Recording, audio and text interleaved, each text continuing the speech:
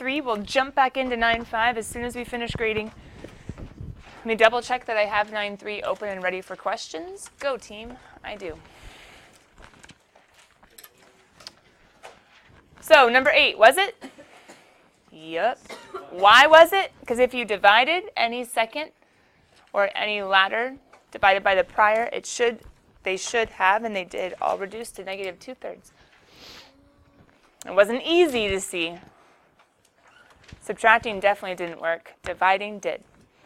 Number 14, you were just trying to find your first 5 terms, and the pattern was times 2 times 2 times 2 times 2. There we go. Number 24, the pattern was times 1/3 times 1/3 times 1/3 times 1/3. There we go. But number 24 also said go ahead and write an nth term formula. And the easiest way to do that would have been to plug in. Now, check it. Hold on. This one would have been like basic plugging in. A sub 1 is, R is. So how on earth did they simplify that to be 243 times 1/3 to the n? Maybe calculator. Can anybody figure out how does 81 and 243 relate? Yeah, when you multiply 81 times 3. Okay, hold on. What disappeared when 81 somehow got multiplied by a 3, and what else changed besides this guy? The negative 1. Well, wait a minute. Hold on. Exponents. Isn't there this exponent rule, exponent property, exponent thing where if you have x to the a over x to the b, what ends up happening to the powers? Yeah. Wait, subtraction is division? Subtraction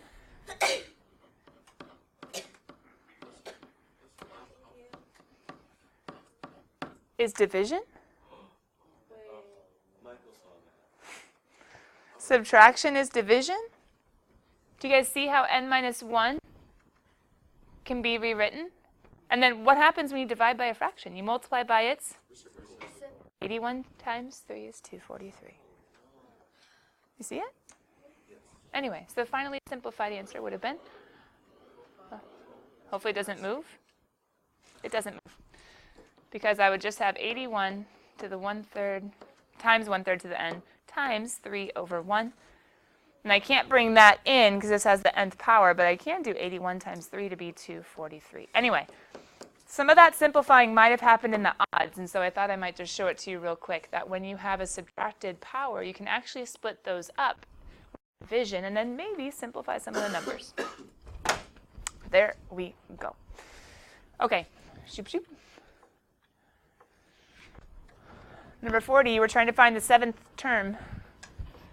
Knew the first term, could find the common ratio, plug and chug. And why is it only to the 6th power even though we want the 7th term? Yeah, right? It's always one fewer jump as the term. So n minus 1. Good. Number 48 matches C.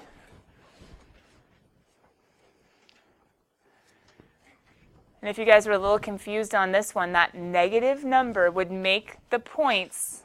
Wasn't this a graph? I think it was a graph, right? Yeah. Okay. And in the graph, you needed the points to go between positive and negative. Here's your x-axis. It needed to go back and forth because what happens when you have a negative being multiplied? The signs. Yeah. The signs alternate or flip. So I needed to go back and forth. But since the common ratio is a magnitude less than 1, 2/3 is less than 1, it needed to be getting closer and closer and closer to 0 because that will end up, the series will end up converging, stabilizing. If it was greater than 1, it wouldn't stabilize at all. It would just go crazy and go to infinity, negative infinity, something like that. 62, it's a little rough to see. Can you guys see it? It's a summation. What's that Greek letter again? Nice. They wrote it a little funny. Let me show you another way you could have written it. I'm going to have to do it over here so that doesn't get mad at me. You could have also made this.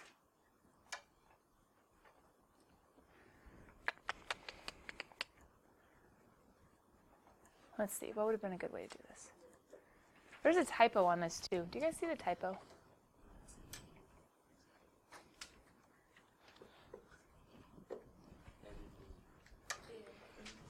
n equals 0 is it's possible. Remember, it doesn't happen very often, but it is possible. N equals 0 just means that it's going to start at 5 without any fractions, and then times 3/5, and then times 3/5, and then times 3/5. The dilemma was actually in our initial term. Does anybody find that confusing? Where did the 3 come from? I thought the initial term was 5. Why'd they make it 3? Yeah. They're looking at this as the initial term. Why? Because in all the sequences series that we've done, haven't we always used to the first power as our first term? So what they did is they're like, this 0 is confusing, just like you guys said. They're like, oh, that's weird. Okay, fine. Let's just separate and say, okay, there's this first guy, 5, and then let's talk about everybody else as this series with n starting at 1 like we like it, like we're used to doing it. So they went ahead and said, okay, fine, thanks for the 0 and all, but I'm going to go ahead and just separate him and look at this guy as a geometric series like we've been doing the entire lesson. So they went ahead and had the 5 just kind of be on the outside, kind of similar to partial fractions.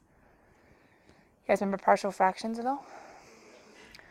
With partial fractions, when the top was greater than the bottom, wouldn't we divide first? The polynomial long division. Divide first. We would get a whole answer that we would kind of just put over here and leave it till the very end. And the remainder, the fraction, we would split up.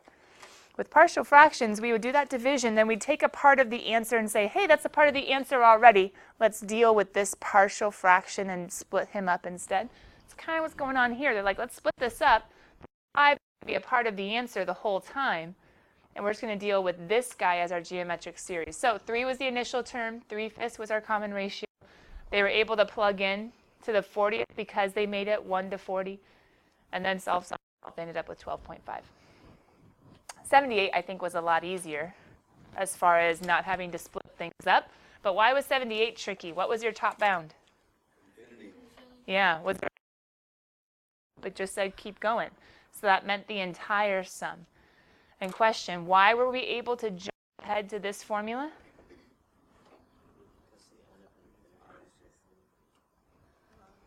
Because ratio, and isn't 2/3 in between my 1 and -1? And what does that show me? That this series, this infinite series, what's that snazzy word for stabilizing?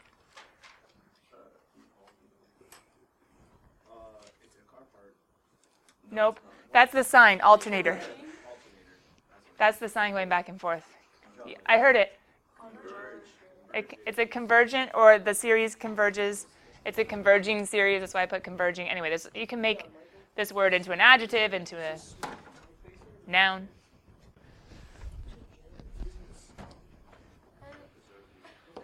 Okay. Converges, and what that means is the answer exists, and since the answer exists, we can plug into the a1 over 1 minus r. But remember, just real quick, for those few of you that can actually grasp and understand this, remember what we're doing is taking the S sub n formula. We're taking the S sub n formula, and we're asking ourselves, well, wait a minute, if n needs to go to infinity, that's the top bound. If it needs to approach, because I can't plug in infinity, approaching, where is n? Right there. And if this guy gets bigger and bigger and bigger and bigger, what's 2/3 to higher and higher powers? What did we see yesterday? Smaller and smaller and smaller, closer and closer to 0. So I can say, oh, hey, this is going to stabilize, for all intensive purposes, become 0. And so what's left? 9 times. I've taken the limit because I've asked, hey, what's going on as this guy goes higher and higher? Oh, it approaches 0. So I just take what's left, which ends up being the same thing as the formula that you can memorize, that you can always use whenever your R shows that my series will converge. And once again, this only applies for infinite series, right? For any other, you just plug in your n and then you solve. Final answer. Why is it 27? Mental math? I mean, some of you guys could put that in your calculator, but why mental math? Mentally with math? Mathematically with mental capabilities? How would you solve?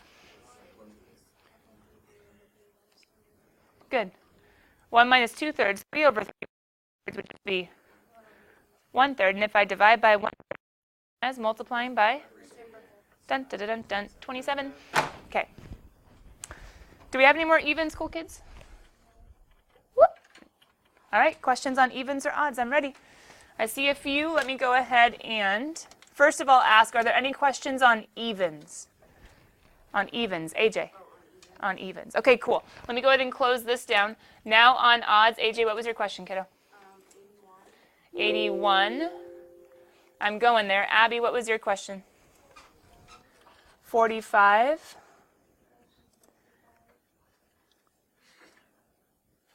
Okay, Miss Steele, 45.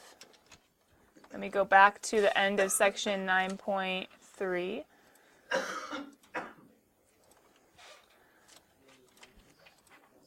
All right, I have 45, I have 65. Did I miss anyone? I saw a few hands when I asked for questions. Lainey.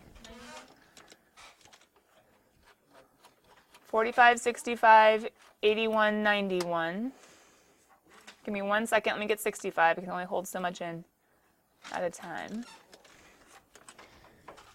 All right, any other questions? I thought there was one more. Okay, that was it. All right, 45, 65, 81, and 91. My question, people, I got them all, right?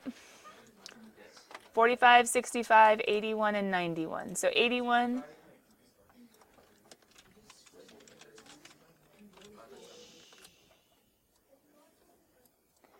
Thank you. Calm is always wiser. Maybe I shouldn't say always. In class, it's frequently wiser.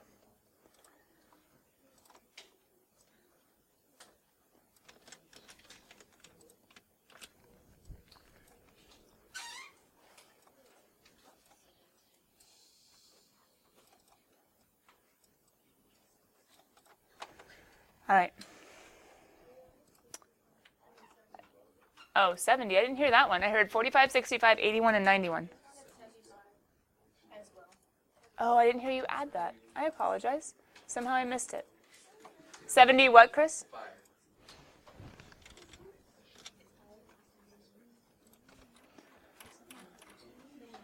All right, my homework spiral people, go ahead and look at number 45 first. I'm not the only one that can help with these questions. You guys can as well. Ooh, 75, Chris, it looks so much like the even we just went over, just so that you can be pondering that in case you can answer your own question before we get there.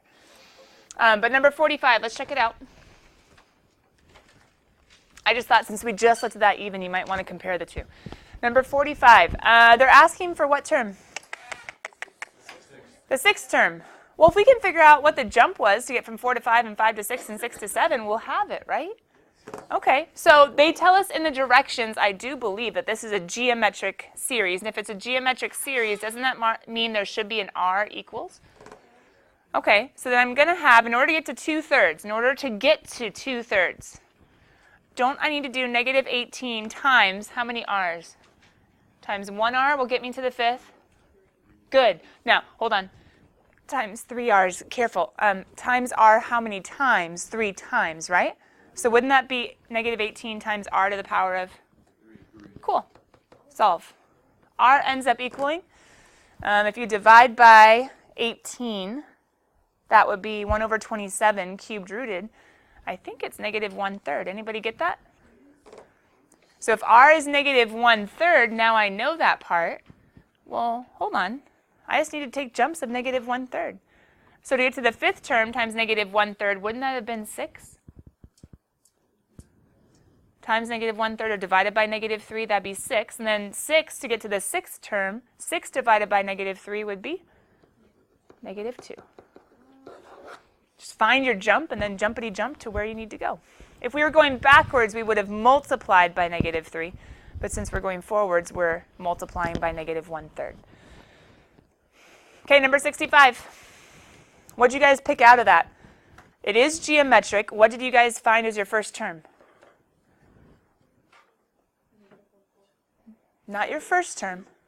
2.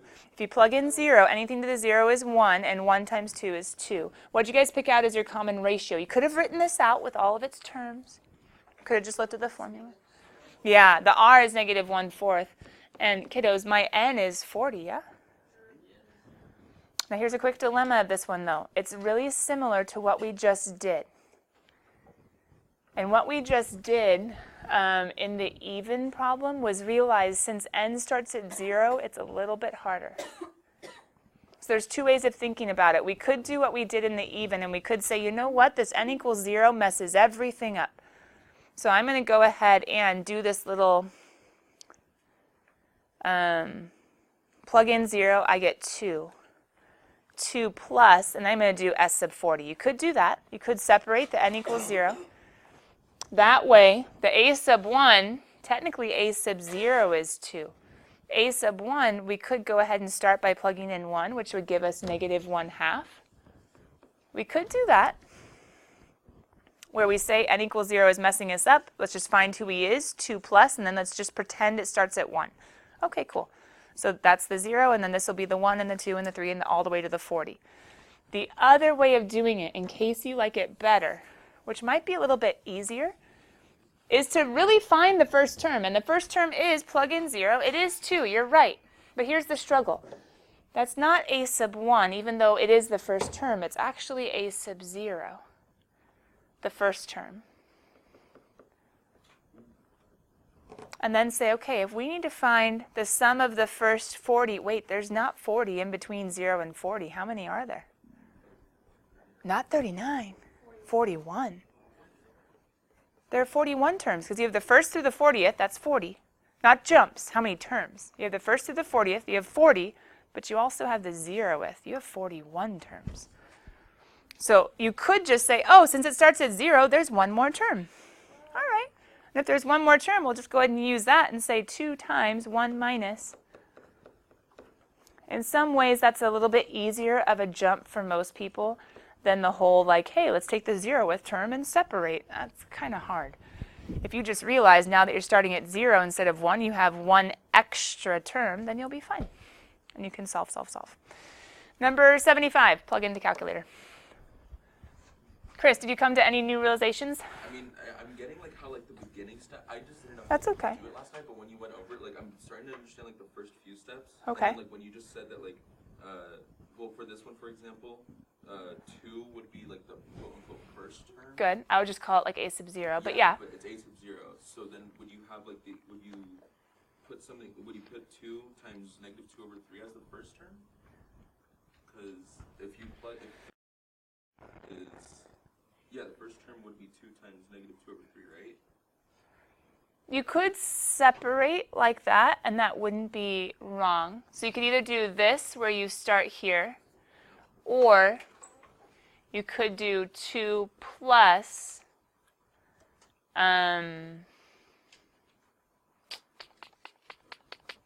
your sum from n equals 1 to infinity, and then you would have your first term be the other. You could do that, because you still need this 2. He can't just disappear, so you could write him in front and then deal with this guy.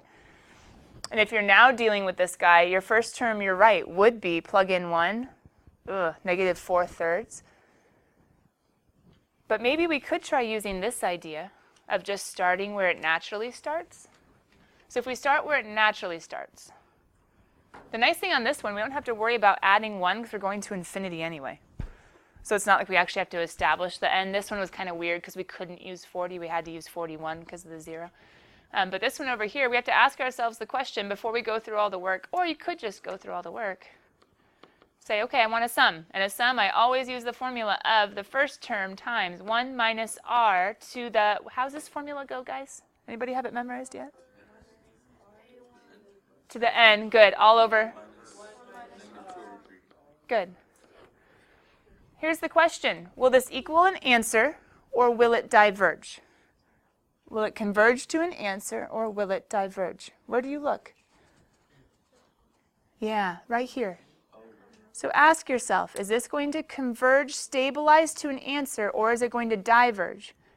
Is this getting closer to 0, or is it going to infinity as you plug in higher and higher powers? Yeah. So this is going to stabilize. So I'm looking ahead and saying, oh, as you keep on raising to higher and higher powers, you're going to get 0.00000000. Even your calculator says, ugh, Eventually it's 0, basically. So then how do we solve, Chris? Just finish it off. 2 times. Mental mathers, anybody going to be really cool and end up saying 6/5? 3/3 plus 2/3 is 5/3 times 3/5 multiplied by the reciprocal. 2 times 3 is 6/5. Now, for just a few of you, you're like, this is too much calculus. Okay. Couldn't we just say converges since -2/3 is in between 1 and -1? And since it converges, I can say, cool, let's use the formula a sub 1 over 1 minus r. As long as this is true, use the formula. You can just memorize. You don't have to say that goes to 0, so let's go. You could just say, I know it works. Yay, let's jump ahead. And so then, who's a sub 1? 2. A sub 1 meaning first term. 2, technically be a sub 0 in this example. And then over 1 minus r. That's exactly what we ended up getting. Abby.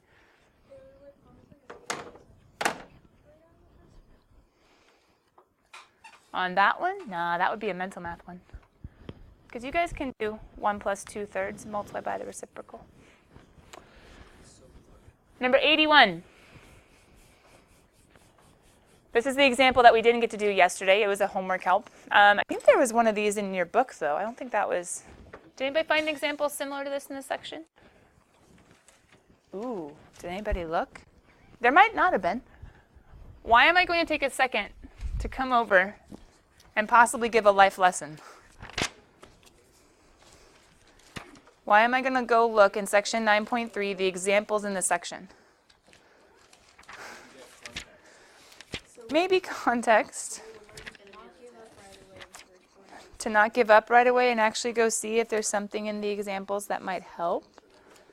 Interesting. I'm looking. It's not always in there. There's not always an example like every single problem, because sometimes we want to stretch your critical thinking skills just a little bit and see if you can apply what you learned. Okay, there's not one. There's not one. But the fact that you guys weren't able to automatically be like, no, I tried, that's kind of a bummer. But thank you for those that did. I said the majority of the class. I can tell when most of you have an answer, when most of you don't. When most of you do, it's very loud. When most of you don't, it's like a... Okay, so this decimal, can anybody tell me what fraction this is? It's a repeating decimal. Every repeating decimal is rational and can go back to a fraction. But to memorize 0.333, same way you memorize 0.333333333. No, it's a harder one. So let's go ahead. Some of you might have ideas of what you think it is, but let's go ahead and try to talk about it real quick. Because some of you are like, I don't know. How am I supposed to know? Couldn't this be 0.36 plus 0.0036 plus 0.000036 plus... What am I showing you?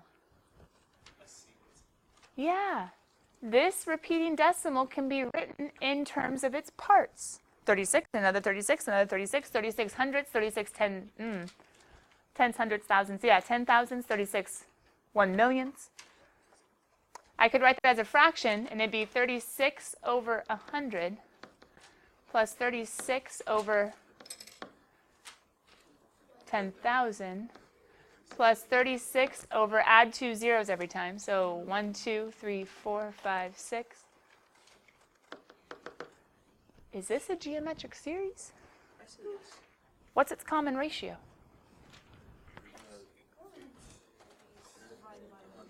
Yep. R is equal to 1 over 100, which would be the 2 decimal places you guys see being added every time. You can find the fraction equivalent of any repeating decimal using geometric series and infinite sums, because you can say, oh, the entire repeating decimal would be the infinite sum plus ... I need the whole thing, and to find the whole thing, if you want, my non-calculus people, I'm not even going to show the whole limit as n goes to infinity. We're going to say, yes, it converges. Why?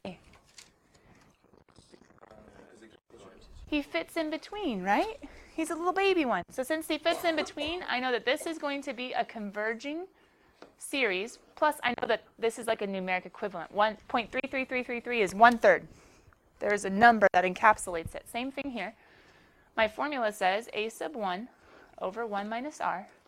A sub 1 would be 36 over 100, all over 1 minus 1 over 100, which ends up being, mental mathers, 36 over 99, because that would be 99 100ths. The 100ths would cancel, or as I multiply by the reciprocal, the hundreds cancel. 36 over 99 is left. And some of you, yeah, notice that 9 goes in 4 times and 9 goes in 11 times. We can find any fraction that goes with any repeating decimal now. Because any repeating decimal will have an r that's tiny. So the infinite sum converges. We can use a sub 1 over 1 minus r to solve for any fractional equivalent. All right. With that, cool kids, we do have number 91 that you guys have a question on. Number 91, there's actually a really cool pattern with number 91. And it has something to do with that big old triangle that you guys see over there on my wall. Sierpinski's triangle. I know, I'm just saying it because Jacob said it funny. Do you guys see the pattern to the triangle that looks similar to the pattern with the square? Yes, I do. I see it very clearly. Good job. What's going on? There's one big square, then there's squares inside that square, and then the square with squares, so many squares inside one square. How could you draw it yourselves? Like, how do you think that I made that? Yes, it was a while ago. Good. You can think of, I made one big triangle, and I cut out, I actually just made 3 equivalent ones, but in a sense you could say you cut out, or I took out this part, and then instead of trying to cut out all those little ones, which would have taken far too much time, we went ahead and just drew them. And so you take that triangle, and you're always drawing an inverted triangle, then you're drawing the biggest inverted one, the biggest inverted one, the biggest inverted one, the biggest inverted one. It's an idea called self-similarity. It's kind of an entire topic in math called fractals. And believe it or not, it actually has quite a bit to do with how, with technology, we can store more and more and more on smaller and smaller and smaller devices. Without the study of fractals, we would still be at 25 megabyte USB drives. And big old computers that take up this entire room. And big old cell phones that could not really store much of anything. Interesting. Huh. But before we talk about that, let me give you one other application. But I do need to quickly, a few different things just a second ago, so I had some idea of what's going to show up, because you're never exactly sure when you Google something what's going to show up. If I was to go to, well, this will take a while. Yes, it's someone's birthday. Anyway, happy birthday. If I was to search circuit boards,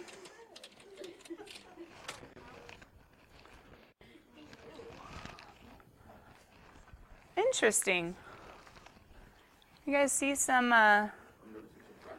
interesting symmetries going on? Me too. I didn't like that one as much. I like this one a little bit better. That one's getting a little closer. However, I also looked up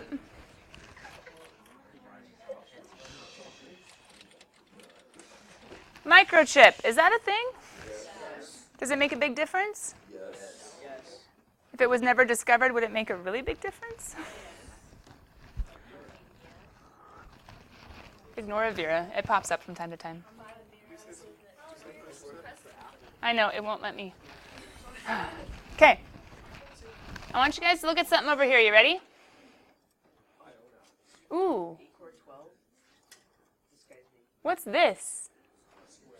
That's a fractal. Does that look a little similar to some of the things we talked about? Interesting.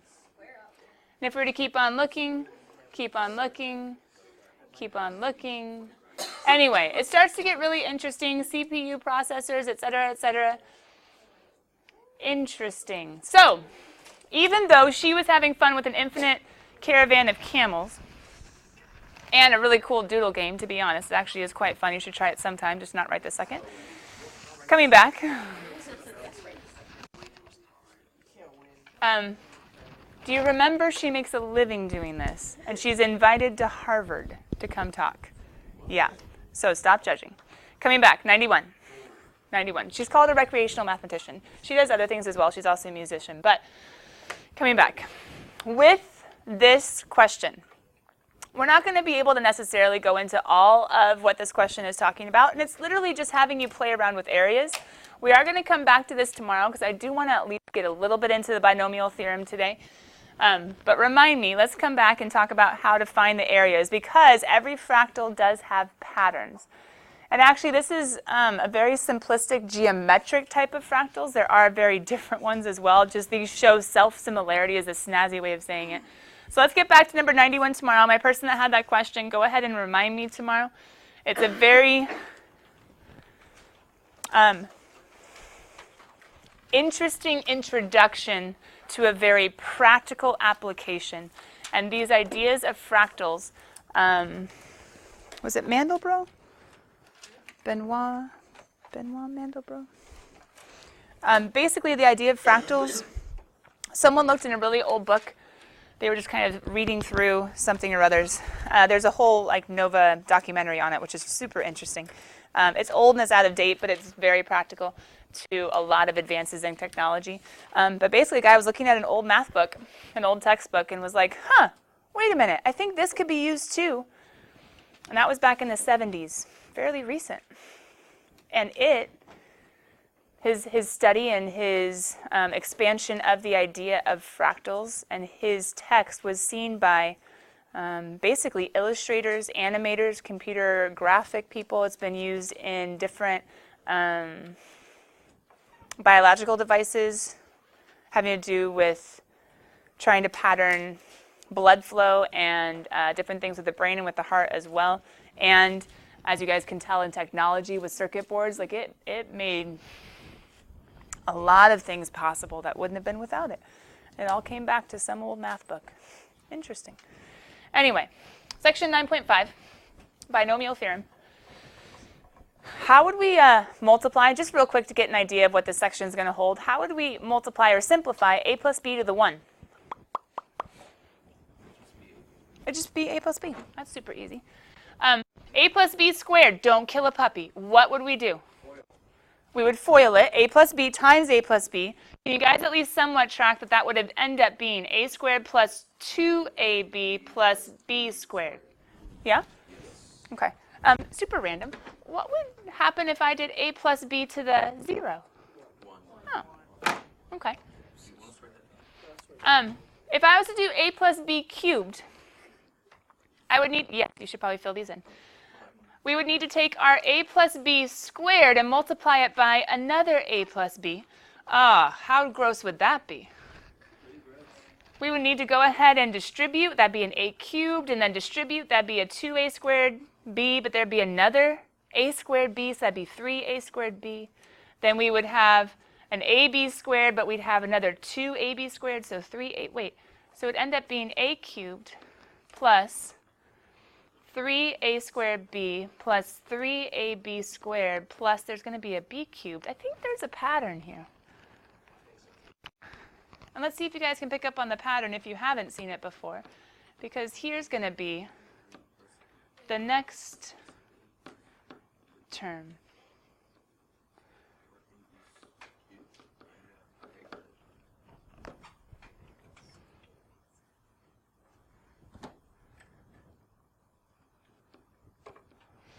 This is a cubed, a squared b, ab squared, b cubed. A to the fourth, a cubed b, a squared, ab cubed, b to the fourth. Can anybody find any patterns? A squared, b squared. 4a cubed b? 6. Sorry, I didn't realize you couldn't read the 6. Did not get that. 6. No, there's like a little, I see the little pixel. Yeah. I get it. Any ideas? You guys already wrote that down. We'll come back to that well, probably tomorrow. This is going to be super important. It's going to be super helpful eventually. This is an introduction to a combination that's used in probability a lot. But there is a pattern to this. Can anybody tell that the A always starts to the highest power possible? Yes. And what's it do? No. A, it drops by 1, right? Until it disappears. A to the 0 is gone. B starts to the 0. B's gone, and then all of a sudden, what's it doing? It shows up. It's growing. But my question is, what's the pattern? Let's not do that. What's the pattern of the numbers in front?